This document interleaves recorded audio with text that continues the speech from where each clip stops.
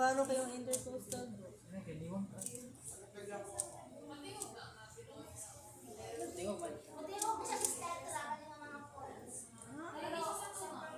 Ang resonance may normal. Zigzag, no?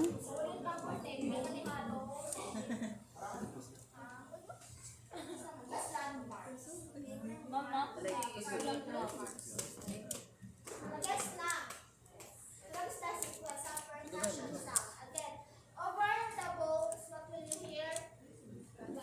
Flat. Over solid organs. Down. Deliver down. Over the air-filled lung.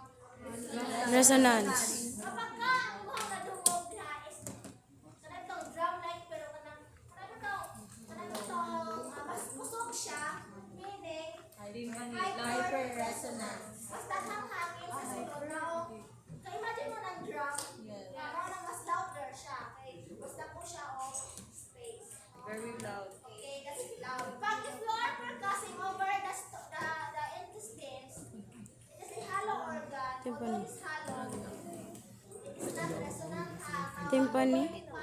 Timpani. Tiffany. It is more high pitch. Okay? Again, Yes, ma'am. okay, sa tanapit. Auscultation ng ta. Now, in auscultation, you still have to follow the same sequence. Auscultate internal lung using this sequence. Can I borrow stethoscope? Ako may dala. Ako may dala.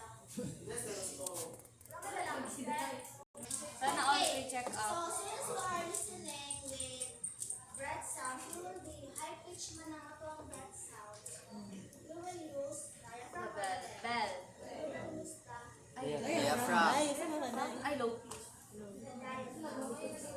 Low pitch there. Place it over the apex. Kanang pointed part in the middle.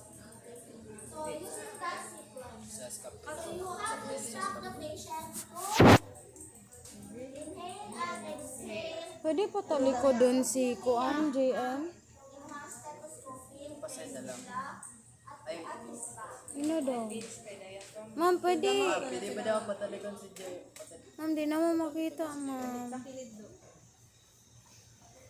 Yes.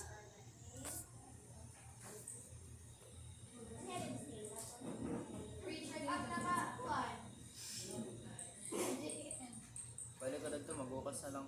Pa-check up na lang sa akong hubak.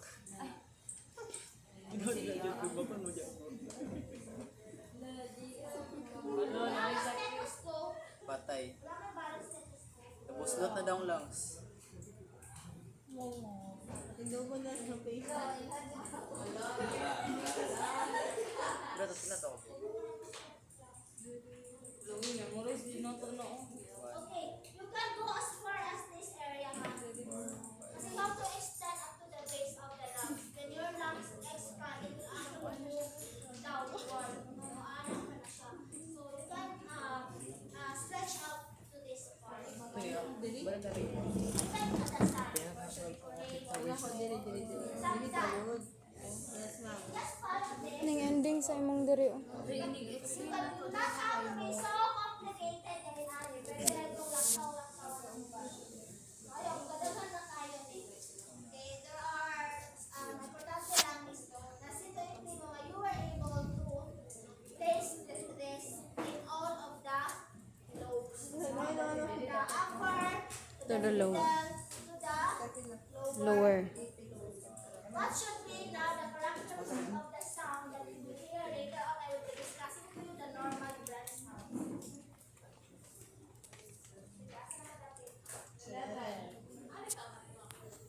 17. Hindi naman na mao sa inyong checklist.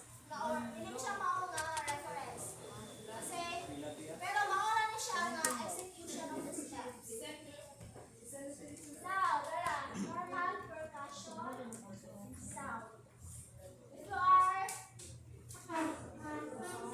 at the stomach, you will hear timpani. Over your intercostal space, you will hear resonance.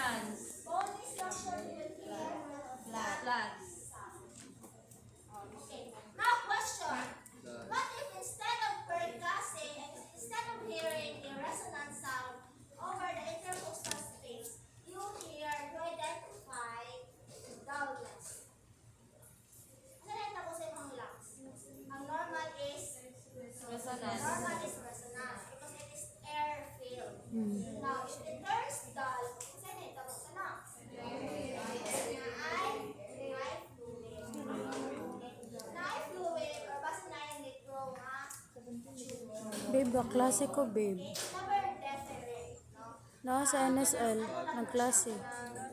Basketball, process. Ay, piste. Isa lang. Kapag instead of resonant sound, you hear hyperresonant. Syllable. Cigarette. Saka air. Hyperresonant. Excessive. Air. Uy, gago ka na. Daw may meeting. Emphysema. Ambot ni Alea. Ambot lang. Wala gani ni kabalo nga na daw meeting. For you to appreciate kung saan ang abnormal percussion. Asa mo dapat nag-meeting? Gets?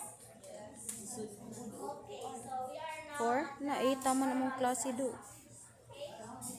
So this is your block. Mayor's ra? Mayor's ra, babe. This is your. Nagka-klase. Then you have your bronchovesicular and then your vesicular. Kasi asa ang location sa bronchial, kaya nga siya tinawag na tubular kasi naa siya sa tube. No, asa man ka part sa respiratory dito ang kanang tubo. Trachea. It's more on your major airway, your Trachea. So that is your bronchial or tubular. The sound is more on low wave. Low wave. I hope you are nalito ko dito madala mo low wave. Low wave, hollow. Wala na pala lang sa bye-bye. Dapat madungog mag-gush out. Yes. With low wave. That is the characteristic of your bronchial or tubular. Then we have your bronchovesicular as located over the first and second interstices anteriorly and the kasi asa naman talaga yung ani? Sino kasi yung left and right bronchos. Larger, yung narrower man. Yes. From larger airways To narrow. To narrow. to narrow airways. So, ang sound from high pitch To low to pitch. medium to Low pitch. Low pitch. Yes. So, if Kasi of course, pag sunod sa hangin, dapat siya maamang, mauna siyang high pitch, no? Low wave, kapag dako siya kasi ang mo madungo. Pag ni-ato siya dito, as it reaches now, your left and right bronchos, magka-medium kayo, nagkagamay man dito ang mga airway. As it reaches now, the base of the lungs, no? Very narrow man dito. So, sa mga characteristics, soft and low pitch. so, ang bell na gamitan natin. Soft and low. Ang bell na gamitan natin. Auscultated over the... Diaphragm So, yan. very auscultate over here. Sino malungog? Diaphragm. No, okay, wala man good pa yung hayusin ba? Diaphragm, man good na. Diri og sa luyo.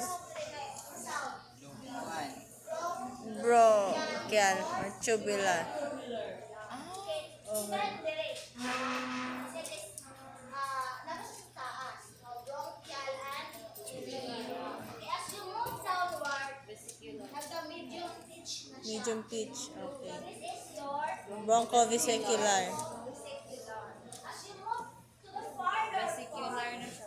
Vesicular. it becomes Vesicular. Soft. vesicular. Slow Low pitch, Soft na sound. Nag-gets? Yes. So those are the types of Breath sounds. Normal. Now, okay, we have the abnormal breath sounds. Last, we have the whisk. Okay, and the whisk is categorized. Tama na ni Tenday. 10 na ni Taman, 10 minutes. 10 minutes. So, basta nag-whisk, last, Stop na ni? musical siya. Here, during, basta yung malungog ang sound. During inhalation or expiration? Extra. Inhalation. Exhalation. So it's because of the narrowing of airways, the air to Exhalation. exit. No? So it can create the high pitch business sound. The characteristic is more of kamatay mo ng kettle, bukal na kayo. Ano din siya, ma'am? No. Sound.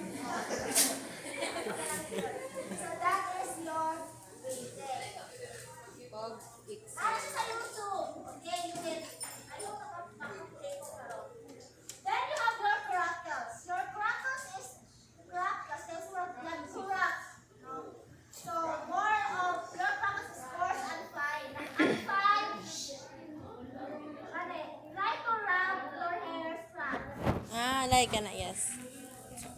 Nakailan yung mag-living sound? Yes. Yes.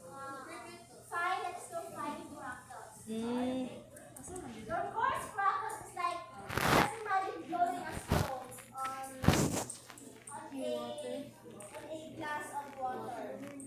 Ay, nga nga. Gurgling Oh, gurgling sounds. your course crackles. So, it's a result of fluid and secretions inside the glass. Okay? Alam mo, nakakilala man ba, bro? Nakakilala Bukal. Bukal na siya. Bukal na siya. That is course rock. Luto na. Okay. Next, we have your Friction na. friction wrap. Wrapping or grating. No, lowest over the natural anterior. Nasa sa atin na may pag-play. Ano pag-play na ako dyan? Or if I can, kasi sa signal, na ako na siya i-send sa inyo ang link. No, para makakano. Rubbing or grating. That is your friction wrap. Talagang murang baog na wrap together. Ito ang tinawag na friction wrap. Try ko, listen, ganito kang doorknob. Quick. Ganito kang doorknob na ginagawa, ganito kang sagad na nai mo lang uungot. Okay. Or like that is like The fiction. No? okay. And dapat yung mas datnan. Ato na siya Jesus Christ. okay, next is, after the posterior lang, we will just repeat the process sa inyong Anterior. lang. No. You will start with your inspection. You will again inspect this anterior part. You have to expose the Pwede na akong sulat? expose here. You look at the symmetry of the chest. Kasi na ay nagsuwi. No? Examine visually. Next, Thorax and you lung. palpate the anterior thorax again. You palpate. Cardio was, wala cardio something. Dili ka buo? Five. Ah, 99. Ah. We should be able to hear the vibration. Meaning there is no Next is, you will also percuss. If you percuss, this outgoing the bony. Structures. Kasi, pag sa bony, you will hear flat instead of right. Resonance. Sa kanan, Yes. then, lastly is percuss over the anterior thorax. No? Ano? Auscultate na tayo. Same bra. Auscultate. Sige ako na.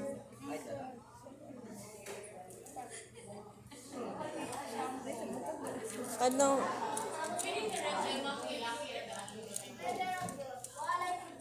Wala, kita na naman gamitin. Gamit na gamit. Uy, si Mayor kay nila ikaw nila ni si Yoker kay ikaw ako rin si Raven kay ni Pia o ni Dico. Day, gamay na ba itong lalaki day? Okay, nato na naman. So, paano ko din siya, no? So, next is, the last part is to inspect the breast and Axilla. with the patient's hand resting on both sides, place on the hip, and then place above the head. Again, ulit ako model derivation. Ano ka model Una, JM. Kaya mo yan. Okay. Inspect the breast, no? Both hands at the side. Okay, at the side pa. Then,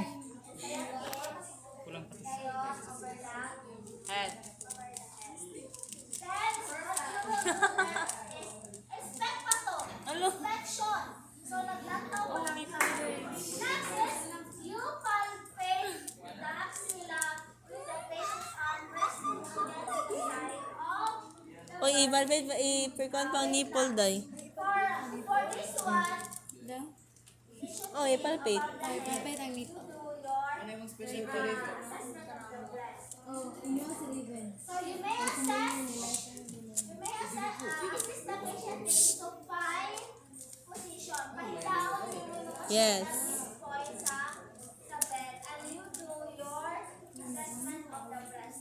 When you assess the breast, let's use the circular method. Okay. the mammary gland. From the nipple, kailangan ko i-touch Alam mo, amin ako. Wala kami, ma'am. Ma'am, amin ko. La, i-touch daw mo, ma'am. from the nipple. Ngayon, down outer. You need to feel for the lungs. Lamps. Ah. Sa lungs? Ini. So, circular. Ah. Feel for the nose. Ito yung mga... Ay, mga lips no. Enlarge, no? Again. Yes, ma'am. Boobs, it's wire pa ka ng ilumo. If Huh? not do the examination, if awake, no, awake, nearing the menstruation, Ah. and during menstrual, So, dapat... it is expected that lymph nodes are enlarged. Diba? Hello, what if, ano sila, ma'am? Ay, lalaki man dahil, no? If natuloy siya accurate, no? Lalaki man na itong Assessment of the breast if nag-menstruate ang patient. Dapat mo ask pa ka, ma'am. Like, you know. Ah. Okay. If you suspect discharges, no, please use Gloves. Gloves. Yes. A for hygienic. Okay, and the last part. Ay, mura to. Assess the patient is placing the The gown, remove gloves, and in. Like, and then I should checklist like. Oh. And Asan ni dire? hand washing. My question, Nga,